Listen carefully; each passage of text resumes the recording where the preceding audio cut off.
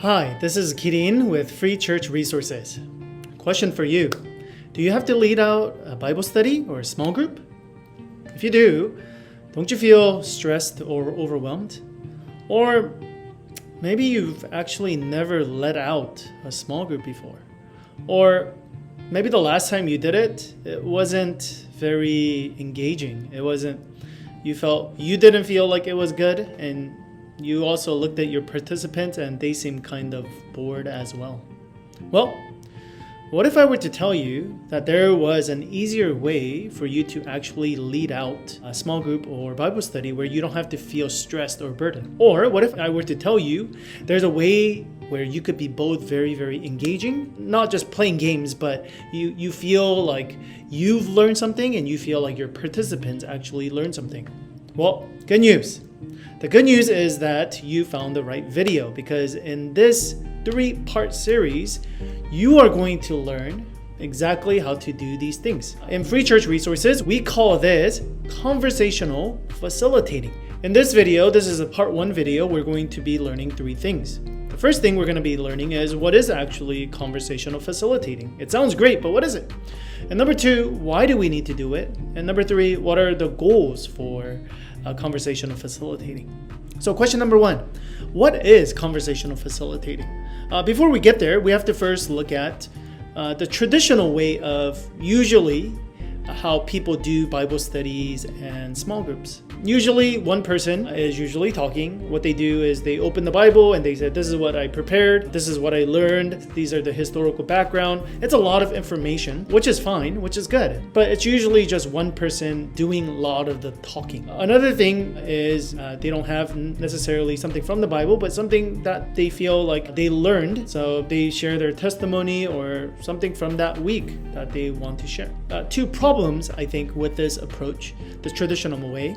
The first is that for the person who has to lead it out, the person who has to teach, or the person who has to give a testimony, give a presentation, it's a lot of pressure because they have to talk the whole time. It's just them talking. Now, unless you're a pastor, unless you've been trained, or unless you really enjoy talking by yourself, this is very, very difficult for most people. Number 2, it's also not very engaging. Why? Because it feels like just another sermon. Now, absolutely nothing wrong with the sermon, but if they wanted to hear a sermon, they would just go to a worship service, or they could just go to YouTube and watch a YouTube video. There's a reason why they came to your small group or your Bible study. It's because they want more interaction and engagement. Now, this is exactly what conversational facilitating is wanting to do. Instead of feeling like a teacher or a preacher, you are called a facilitator. Why? Because you are facilitating conversations where people are engaged. And by engaged, they are actually learning. Instead of just teaching them what to do, they actually try to think about these ideas and think about different things themselves. And for them to actually talk about it with different people and get different perspectives and different opinions. And by doing that, by interacting, they're actually able to learn a lot more. And you, as a facilitator, of course, think of yourself as a guide. Kind of like when you go bowling and, for the babies or for children or for people who are not good at bowling, they put up a guardrail, right?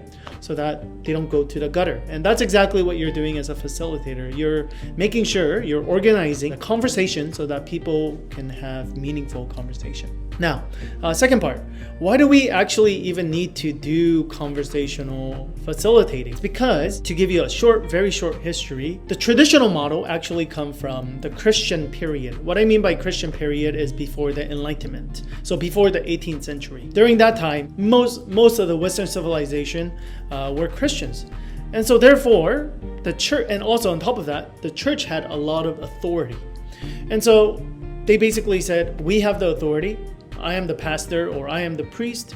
And so I have all the authority. God has spoken to me. I know everything. So I'm going to teach it to you. You just have to learn.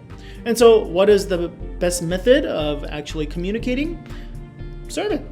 It's just one way talking, or a lecture, or a speech, right? I don't need to try to explain everything to you. I don't need to have a dialogue with you. I don't need to reason with you. I don't need to keep you engaged. I have all the authority. You just need to listen to me. But the Enlightenment came in the 18th century, and it shattered everything. Basically, Enlightenment broke down the authority of the establishments and the social norms, and it gave power to the individuals themselves. So individuals came out and said, hey, stop listening to church, stop listening to organizations, stop listening to government. You need to think for yourself. Okay? You're not going to be told what to do. You need to do whatever you want to do. You create meaning and purpose for yourself. Okay? Whatever you think is right is right. And so now we have this post-Christian period that we are in, where meaning and authority isn't assumed anymore. It has to be something that's created. It has to be something that's earned. And you earn it by actually having dialogue with people. You try to logically have a conversation with people, and you have to earn their respect. Now, this is important because this affects our church as well today. Whenever we have Bible studies and small groups, people are not going to just listen to you just because you're a small group leader or you're a pastor anymore. People will listen to you because they think that you're being reasonable, or they feel like you're actually engaging them, or you have earned their respect. So for us, the goal by doing the conversational facilitating is to really do that. We need to have more conversational Bible studies with facilitators. Instead of one person going up there and telling them, you need to just listen to me, instead of that, we have this approach where we are having this one concept or idea or something from the Bible, and we are basically saying, what do you think about this? So instead of just saying, oh, this is what this author said, or this is what the Bible said, so therefore we need to believe it, it's let's have a conversation. Does it make sense? Maybe this is why God is telling us to do this, or this is the reason why God isn't telling us to do this. And so we're having a conversation. And by doing that, this is how people learn. And this is how people get to realize that Bible is actually, it has a lot of good things to say. So what is the goal of conversational facilitating? It's going to be 3 different parts, but I put it in one nice phrase. This is what we said. To engage every member, every participant, by giving them opportunity, by organizing the conversation. So one more time, it's to engage, number 1, and number 2, opportunities, giving them opportunities, and number 3 is by organizing them.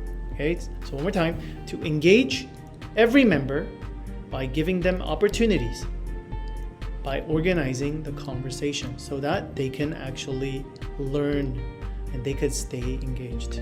I hope you enjoyed this video. Now we're going to go to part 2. And in part 2, we're going to actually see how this actually works out practically. Okay, if this was kind of like the idea part of it, part 2 of the video is going to be a lot more practical. So see you there.